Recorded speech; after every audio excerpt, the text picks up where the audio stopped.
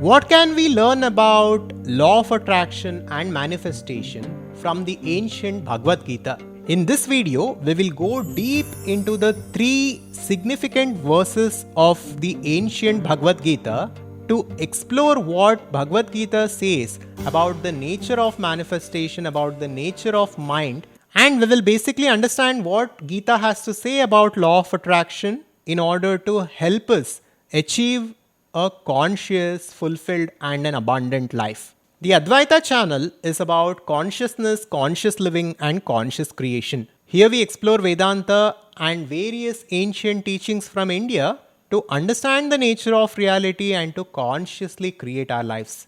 Before we go into the verses, first let me clarify something. Bhagavad-Gita, Advaita Vedanta, these are profound scriptures that do not just focus on attaining something in this material world. They talk about the essence of this reality. They talk about what lies beyond this material world. As per Advaita Vedanta, whatever we achieve in this material world is ultimately an illusion, as this world is a projection of Maya. It's a simulation that we are experiencing.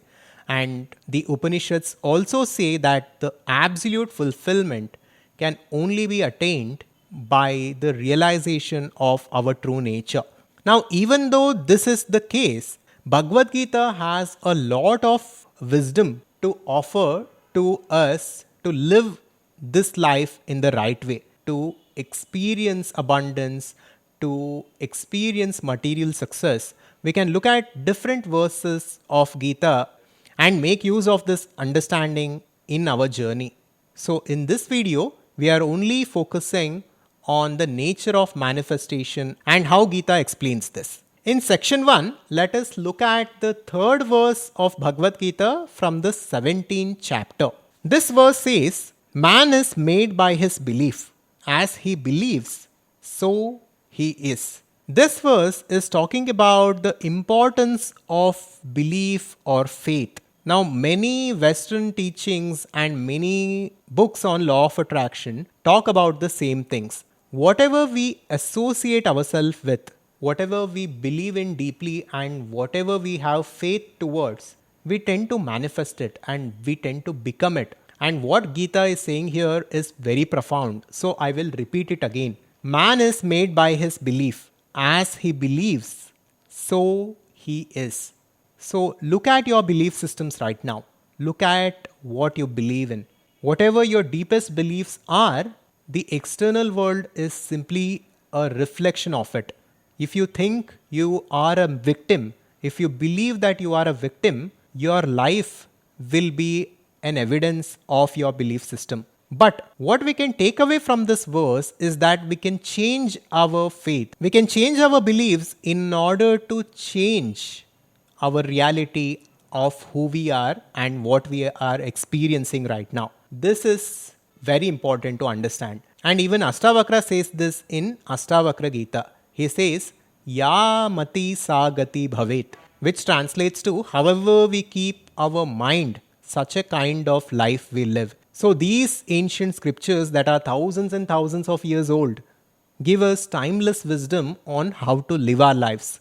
And not only this, they go very deep to explain to us who we truly are in our essence.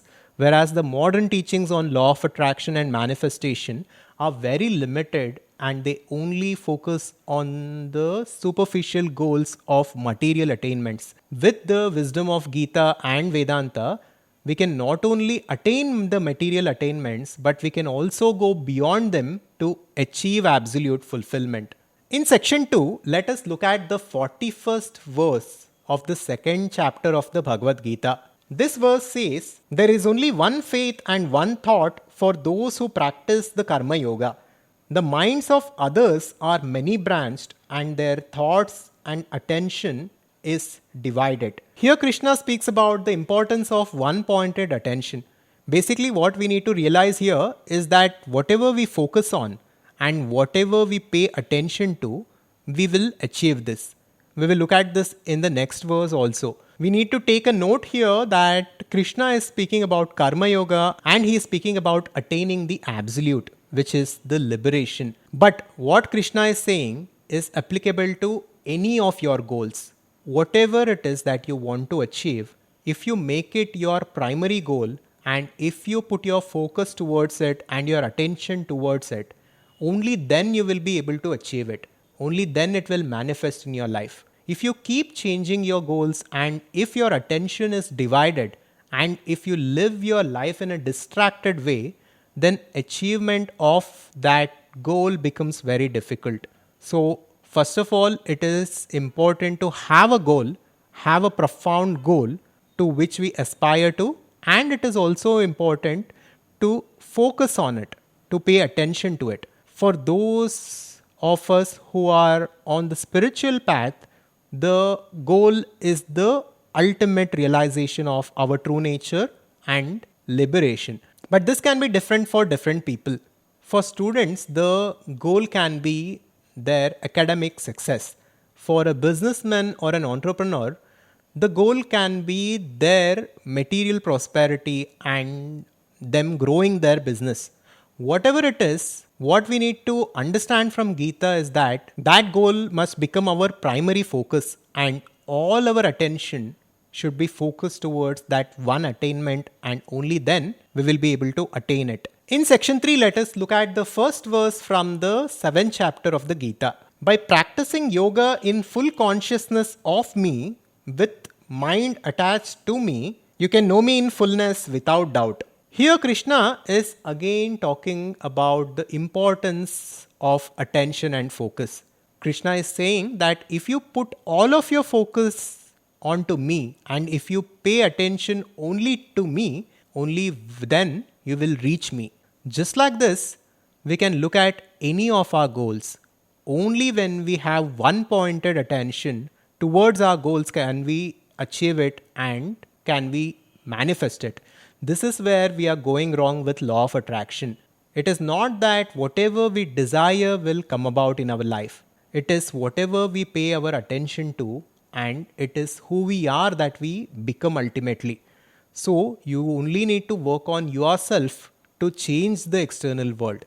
The external world is simply a reflection of your internal states. The deepest belief systems that you hold about yourself will become a reality for you, and whatever you focus on will expand and you will attain it. So, first of all, with this understanding, it is important for us to have the right kinds of belief systems, and we must then tame our mind and pay attention and focus only towards our goals in order to achieve them. When it comes to this, Krishna again says in the 6th chapter, 35th verse, it is undoubtedly very difficult to curb the restless mind, but it is possible through suitable practice and detachment. So what we need to understand here is that of course it is difficult to tame the mind and it is difficult to overcome our unconscious thought patterns and habits.